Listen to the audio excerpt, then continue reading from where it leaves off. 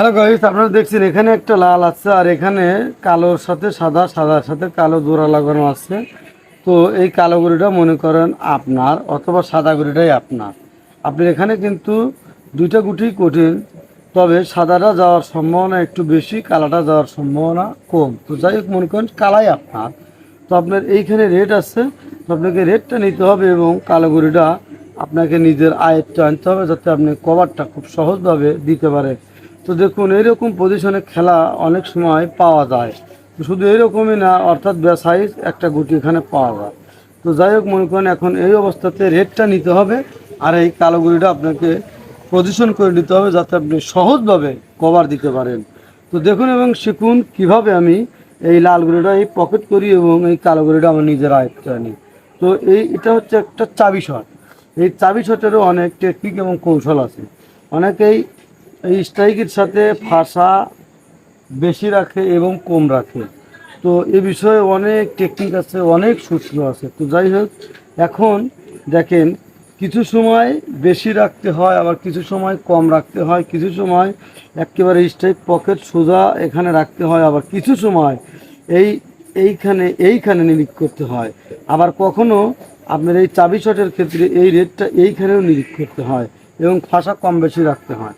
তো যাই হোক, এটারও ভাষা রাখারও অনেক ধারা আছে, টেকনিক আছে, কৌশল আছে। আসলে কখন কোন অবস্থায় কতটুকু পরিমাণে ভাষা রাখতে হবে, বা তখন এখানে নিরীক্ষ করবেন নাকি এখানে নিরীক্ষ করবেন, বা এই সোজা করবেন পকেট সোজা করবেন, এটারও অনেক ধারা আছে। তো যাই হোক, আমি এখন আপনাদেরকে এই লাল গুঁড়িটাই পকেট করব, আর এই স্ট্রাইক এই কাঠে মেরে এই কালো গুঁড়িটা আমার আয়ত্তে আনার চেষ্টা করব। তো দেখুন, এর জন্য এখন যে পজিশনে আসছে আমি সেটাকে ঠিক এই পকেট সোজাই নিরীক্ষ করব, আর ফাঁসাটা স্বাভাবিক পরিমাণে রাখবো।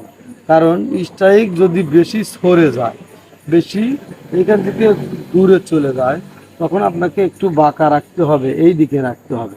কারণ এটারও অনেক ধারা আছে, সূত্র আছে। তো যাই হোক, এখন যেহেতু স্ট্রাইক বেশি দূরে যাচ্ছে না, স্ট্রাইক এইখান থেকে এইখানেই লাগছে, একটা পারফেক্টের সাইডে একটু দূরে। তো যাই হোক, এখন আমি এই লাল গুঁড়িটা এই পকেট করবো, আর স্ট্রাইক এই জায়গায় লাগিয়ে আপনার কালা গুঁড়িটা হাত করবো। তো দেখুন এবং শিখুন কীভাবে আমি সুন্দরভাবে লাল গুঁড়িটা পকেট করি এবং এই গুঁড়িটা আনি যারা একটু আনে।